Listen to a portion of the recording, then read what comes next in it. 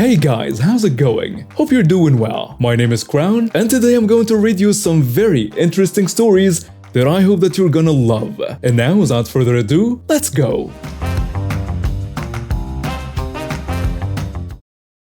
My final entitled People story is another BMW story.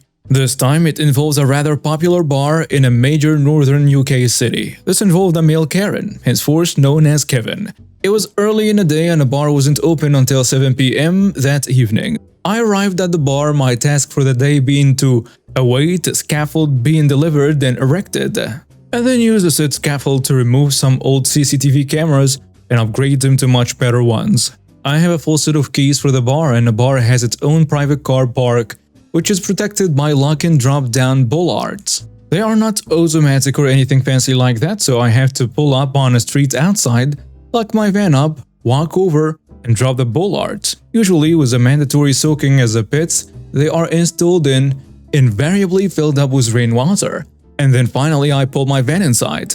I usually then raise the bollards to stop others parking in there. The place in question is extremely close to the Social Security Benefits office, and the bollards were indeed installed because their clientele were constantly using it rather than pay to park like the rest of the population. So this morning I pulled in, got out of my van and dropped the bollards so I could park in the car park. The scaffold truck with the team on was about 20 minutes behind me, so I had time to go in and have a quick walk to the coffee shop just around the corner. Unfortunately, just after I dropped the bollards, Kevin drove up in his BMW X5, pulled into the car park and parked. I followed him in and also parked. I tapped on his window and told him it was a private car park and he needed to leave. He was on a hands-free call and he simply gestured me away. So I tapped again and he wound down his window and shouted, "I'm on a freaking phone call," wound his window up and began ignoring me. Although I could have been really malicious and locked him in, but I didn't. I simply walked around the corner and got my coffee, leaving the bollards down so he could leave if he wanted. About 5 minutes later I came back, coffee in hand. He was still there, still on the phone, and I could see the scaffold lorry at the bottom of the hill making its way up. Again, I tapped on his window and he mouthed, "Get lost," at me. The lorry arrived, I gestured to them to reverse into the small car park, which they did. It blocked up the whole car park. The team of 3 rather big muscular scaffolders jumped out and started unloading and building the scaffold. A fairly big affair made of around 50 bars and over 4 levels up the back of the building. 10 minutes passed and the first levels were starting to appear like a rather fascinating mechano set. I don't know the first thing about this stuff, so I just watched in awe as they flung together bars and planks like monkeys on speed. Kevin finished his important call and then got out of his rather fancy X5 and walked across to the social services building. Now, I presume he thought we'd all be done by the time he got out, so he could just jump in his car and drive off. Almost an hour passed, the scaffold got taller and wider, and the lorry got emptier. But there was still a whole level to go on top yet, and as they got higher, the build speed slowed down. I gave them a hand by passing parts up, but I couldn't actually do anything else because I wasn't skilled or qualified. Kevin came back after about an hour and 10 away and said to me, "You have to let me out." I said back, "Mate, you aren't going anywhere. I tried to tell you, but you told me to get lost." He started to get aggressive and pushed me, at which point the scaffolders came down and started to back me up. They looked scary. He didn't. He jumped in his X5 and sat there on his phone. 10 minutes later the police rolled up. Apparently he phoned them because we were blocking him in and had threatened him. I talked calmly to the police officer and explained what had actually happened, explaining that with it being a bar, the whole incident was on CCTV. I gave them my details and the details of my company, and the scaffolders did the same. Then the second officer started checking our vehicles. I thought he was just a bit curious, but whatever. So the first officer then asked the scaffolders if they could indeed move and let the guy out, and they obliged. Although it took them a couple of minutes to throw some ties over their load. We were all very compliant, although the police did tell us off. It's an offense to knowingly obstruct someone or block someone in a car park or parking space, even on private land. Kevin then got in his BMW and reversed out through the gates, at which point the second officer gestured to him to pull the car up on a road and get out of it. So it transpired after a little more questioning that Kevin had neither road tax, insurance, nor did he even have a driving license. The reason the police had to let him get out of the car park was because no crime was being committed until he attempted to drive it. Once he attempted that, he was in contravention of the Road Traffic Act and they could seize the car. Thus, the final piece of the story involves the police sending him walking down to the bus stop while a second officer drove his 2-year-old BMW X5 to the impound yard where he would have to pay a lot of money to get it back, and could only get it back if someone with a valid license and insurance went to collect it. I found out later that he had paid for £1,100 tickets, plus a hefty fine he was given for driving without the correct documentation or qualification. So this happened on March 17, 2021. I work as a cashier supervisor in a major pharmaceutical mall of Canada, and I've been working there for more than 1.5 years. It's pretty common for me to get racist comments from people, mostly shoplifters, because I have brown skin, but I don't mind it at all. And I'm just 19 years old, so some people don't even take me seriously sometimes. Fast forward to yesterday evening around 5 p.m, so apparently I had a day off, but I live pretty close to my workplace, 4 minutes walk, so it doesn't take long to get there. With a note, it was 1 Celsius this evening, which is very lovely weather in my city because it goes down to -50 Celsius in harsh winters every year. So I thought I should have walked, and as I got to my workplace, I remembered to buy some chips and some snacks. So I went and casually talked to pretty much everyone and left after paying a pharmacy till, which is at the back of the mall. I didn't take any plastic bags because I didn't have to walk much. So I left the store from the front door and started walking to my home. Suddenly I heard tire screeches and an SUV pulled in front of me so close that it could have hurt me really bad, so I got scared and jumped a little. And then came Karen, a typical Karen, and she started talking to me. "Hey, stop!" Me, customer service voice by force of habit. "How can I help you, ma'am?" "You need to pay for those stuff you have in your hand. You're not in your country, so don't steal." "Oh ma'am, I paid for my stuff." "Show me your receipt." My mistake here was that I didn't take a paper receipt, instead I emailed that to me. Me, realizing she's being racist. "Do you work here? If not, I don't need to show you the receipt." I said that knowing that she doesn't actually work there. "I do work here. Now show me your receipt." "Where is your uniform?" "I'm an undercover security guard to stop people like you who like to steal in other people's countries." "Oh, then call the manager." "I want to talk to your manager right now for your reckless driving." "You talk to me because I'm the one in charge right now." I ignored her and started walking away because I didn't want to make it a big scene. "Stop! Security! Security, stop him! He's stealing!" Everyone in the parking lot was looking at me. Me, in a sarcastic voice. "Wait, I thought you're undercover security though." The security guards approached me and asked what happened because they know that I'm a supervisor in the same mall. Nothing, but I don't know that Mr. Smith, the mall owner, hired new undercover security. Before the security guards could say something, Karen said, "I have been working here for the last 6 months and you're not allowed in here anymore." I took my phone out and called Mr. Smith. "Hey boss, I won't be able to work tomorrow." "What happened? Is everything alright?" Mr. Smith and I have a pretty close personal relationship outside work too. "Yeah, but I guess I'm just not allowed in the store anymore." What?" "Yeah, the new undercover security guard just told me that I'm stealing some stuff and I'm not allowed in the store from now on." Karen, now realizing that I work there. "No, you don't work here. I've never seen you here. You're lying." "I'm on the way." "Why don't you arrest him?" Karen asked the guards. If you don't know the law, Canada does not allow any kind of citizen arrest unless there is assault or battery. I answered her myself. "Ma'am, this person works here as supervisor for the last year and 6 months. One of the guards told her. "You're lying. I've never seen this person before." "I didn't have problems with you asking for my receipt until you mentioned your country."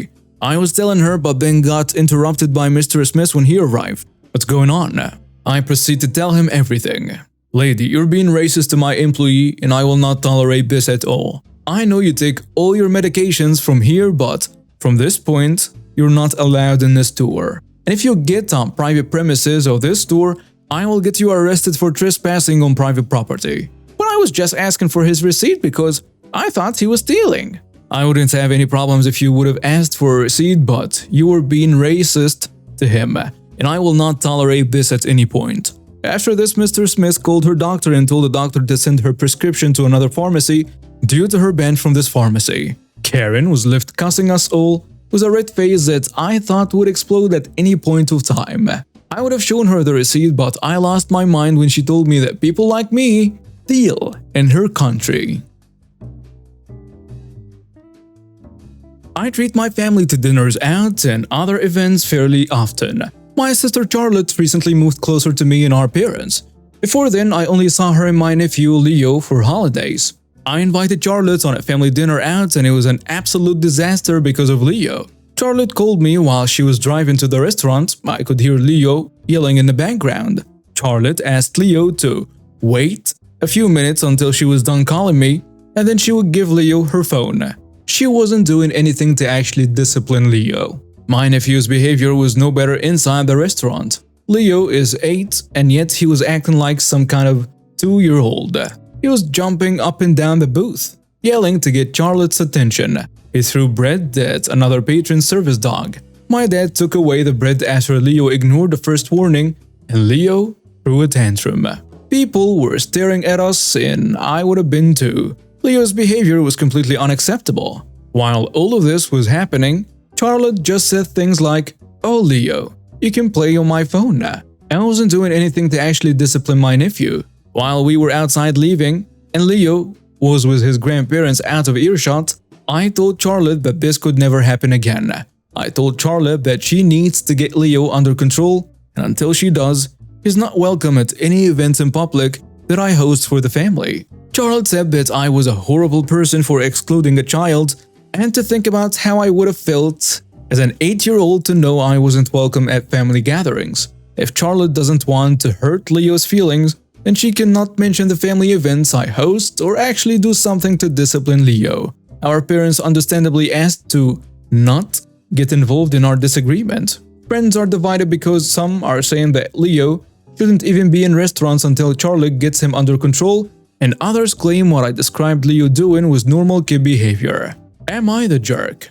And now some comments on the post. Someone saying, "You're not the jerk. Leo might be neurodivergent and honestly she does him no help and a lot of harm by not getting him services and socialization plans. If that's the case, it's not Leo's fault he's like that, but it's her fault for depriving him of help he needs. And to be honest, if he's neurodivergent, she's actually doing bad things by taking him places where he will get so overstimulated and overwhelmed. You'll be helping his nervous system by at least not dragging him places that are going to overload his senses. If that's not the case and he's just a brat who's never been disciplined, then she's also doing him no favors and you don't have to put up with her bad parenting. That's also not Leo's fault." Another commenter adds, "You're the jerk, but not a villain. Let me explain. In my opinion, you and your family could and should be more nurturing. So instead of banning, you all can create a less stimulating environment to hang out together with a child who clearly needs a lot of help. He could have ADHD or something entirely different, so I definitely agree that with his behavior, he cannot come to every gathering, but as a family, it will be important to foster an environment in which the child and the mom can get some help as soon as possible without losing community. Hope this helps." The third commenter goes with, "Not the jerk. Your nephew's behavior was unacceptable, especially for an 8-year-old. Period. Your sister appears to be raising a future pariah. She's not doing him any favors by not teaching him proper behavior. I feel for his teacher at school. Frankly, I'm surprised the restaurant didn't ask you to leave, especially after he threw the bread. They really should have. As for making him feel unwanted, his behavior is doing that. A good parent can also use that to teach consequences. I am betting nobody invites him to birthday parties either." I want to start this off by clarifying that it's not my story. It's the story of someone very close to me, and I will leave out a large amount of specific detail because quite a bit of info is not mine to reveal. The build-up to the revenge is that this person had a horrible employer. She worked HR and managed payroll at what was effectively a nursing home. I don't know why they call themselves that, but it's what they are. The company had a bit of a good old boys club going on, with all the highest level management being older men, who all did less work and got more pay than pretty much everyone else. There were regular complaints from women about being mistreated, and many women were fired for absolutely absurd reasons, followed by their male co-workers getting raises. That in and of itself was bad, but it's not what instigated the need for revenge. What caused the burning desire to get back at the company was when the company fired my friend's manager, who was a woman, because she took a week off after literally breaking a leg. Badly. The HR department was already badly understaffed, so my friend had to take on the responsibilities of this manager without any pay bonus. She requested a pay bonus multiple times, denied each time.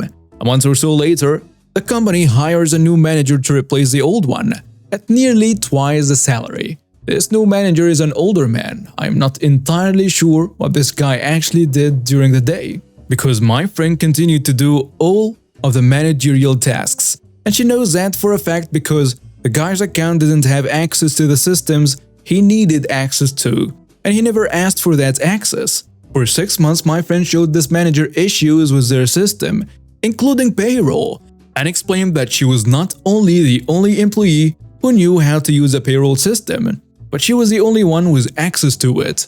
The sexist douchebag ignored her and made regular comments about how she was replaceable and useless. One day, she loses it. She set up a bot with her credentials to automatically assign her pay each pay period, according to her actual salary, so not stealing or anything. She then carefully plans her next move and puts in her 2-week notice, right before a large department-wide week off, and right before her only co-worker has a 2-week vacation. She wouldn't have time to train the co-worker, even if the co-worker was in the country. The manager still dismissed her, thinking he could just hire someone who knew what they were doing. Little did he know she had tweaked the payroll software over her time there.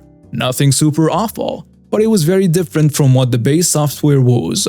She was the only person who knew how to properly use it, and the only person in the whole company, including the CEO, who had access to the necessary numbers to actually run the payroll. When she leaves, after the 2 weeks, the company has 2 whole pay periods where they don't pay their employees. They can't. My friend still gets paid, because they never disabled her automatic payment thing. They couldn't. Eventually, they called her and basically begged her to consult with them on their payroll. For the past 6 months, she has been paid $250 an hour for 5 hours a week to run the company's payroll, fully remote, even though it was an in-person job before. And to top it all off, she doesn't even actually work the 5 hours. She wrote a script on her personal device to process payroll for her. She just has to press one button. She's working another job now, but damn, she really kicked him in the butt for their nonsense.